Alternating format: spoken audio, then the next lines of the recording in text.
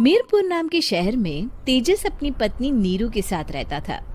पति पत्नी दोनों ही नौकरी करते थे। एक दिन तेजस गांव अपनी माँ के पास फोन करता है। हेलो, प्रणाम माँ। जीते रहो माँ, तुम दादी बनने वाली हो हैं? अरे वाह, ठीक है बेटा, मैं कल ही आती हूँ। जब माँ जी शहर पहुंची तो बेटे बहू ने बहुत अच्छे से स्वागत किया। लीजिए माँ जी, चाय। अरे गर्मा गर्म पकोड़े ले आओ माँ के लिए। नीरू रसोई में गई और 2 मिनट में ही पकोड़े ले आई। जी ये लीजिए। बहू, जादू से बनाए हैं क्या? अभी तो रसोई में गई थी। यम्मी। माँ जी, शीला रसोई में पकोड़े तल रही है, मैं बस लेकर आई। हे भगवान, मेरा धर्म भ्रष्ट कर दिया तूने। अब तो गंगा जल से शुद्धिकरण करना होगा। दूसरे दिन, माँ जी मैंने नाश्ता बना दिया है, ऑफिस जा रही हूँ। पर अभी तो घर का सारा काम पड़ा है। शीला आती ही होगी, झाड़ू पोछा बर्तन कपड़े वो सब कर लेगी। हमारे जमाने में घर का सारा काम हम ही करते थे। जी माँ जी, आप बहुत होशियार हैं, मैं घर ऑफिस दोनों नहीं संभाल पाती। तो जरूरत क्या है घर से बाहर जाकर चाकरी करने की? वैसे भी घर का काम खुद करने से घर में बरकत आती है, समझी? पर माँ जी। पर वर कुछ नहीं, इस महीने की पगार मिले फिर ऑफिस बंद। हाँ। रात को नीरू तेजस से कहती है, सुनिए जी, माँ जी बोल रही थी कि मैं नौकरी छोड़ दूं। वैसे ठीक ही तो है, अभी तुम्हें आराम की जरूरत है। फिर भी आराम कहाँ, शीला को छुड़ाने के लिए बोल रही थी।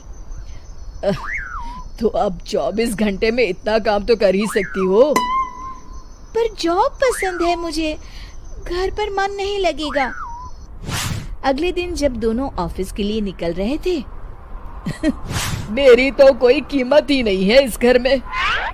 माँ जी, आजकल महंगाई बहुत है, रहन सहन भी बदल गया है, दोनों नौकरी करते हैं तभी ठीक रहता है।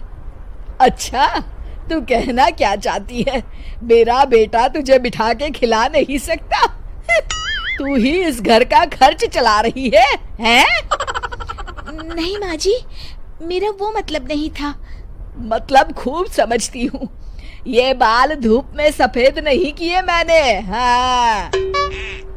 अब तो ये रोज का काम हो गया था। तेजस भी रोज की झिकझिक से परेशान हो गया था। एक दिन उसने कहा, नीरू, वैसे भी तुम्हें मैटरनिटी लीव मिलने वाली है, तो अभी से ही छुट्टी ले लो। पर क्या, मेरी सैलरी अच्छी खासी है। आखिर नीरू ने रिजाइन कर दिया। जब बच्चा हुआ तो घर में सब बहुत खुश हुए। कुछ दिनों बाद तेजस फाइल देख रहा था। क्या हुआ तेजस, कुछ परेशान लग रहे हो? हाँ, वो हमारी जितनी सेविंग्स थी वो तो हॉस्पिटल में और छठी के फंक्शन में खत्म हो गई है नीरू।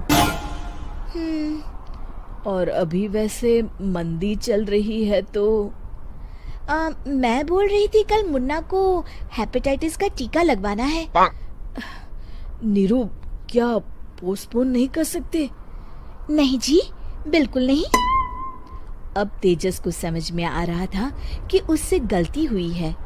पैसों की कमी का असर घर के माहौल पर भी पड़ रहा था। अगले दिन, बेटा मेरा चश्मा और ये दवाइयाँ ले आना, पर्चा देते हुए माँ जी ने कहा। जी।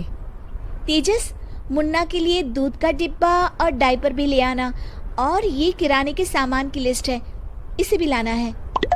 तेजस गुस्से में लिस्ट मरोड़कर फेंकता है और चिल्लाता है, पैसे क्या पेड़ पर उगते हैं? ये ले आना, वो ले आना। अरे पर ये जरूरत का सामान ही है। वो गुस्से में बिना कुछ कहे ऑफिस चला गया। अरे लंच तो ले जाइए। नीरू दौड़कर डिब्बा पकड़ाती है। एक दिन खाना खाने के बाद, नीरू,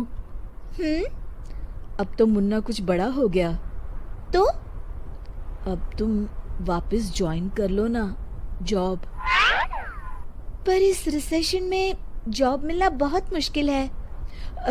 ट्राई तो करो। फिर मुन्ना? माँ जी है ना, और एक फुल टाइम मेड भी लगा लेंगे। पर माँ जी, उन्हें तो पसंद नहीं। तभी माँ जी वहाँ आ जाती है और प्यार से नीरू के सर पर हाथ फेरते हुए बोलती है, अब मेरी समझ में आ गया बहू, पहले के और अब के समय में अंतर है। तुम काम शुरू करो, मुन्ना की जिम्मेदारी मेरी। मेरी प्यारी माँ जी। ये कहकर नीरू उनके गले लग गई। शिक्षा, परिवर्तन संसार का नियम है, हमें भी समय के साथ चलना चाहिए। उम्मीद है कि आपको हमारी ये कहानी पसंद आई होगी। कृपया हमारे चैनल को सब्सक्राइब करें और सभी अपडेट्स के लिए बेल आइकन जरूर क्लिक करें। और हाँ, वीडियो लाइक और शेयर करना मत भूलिएगा। Bye bye.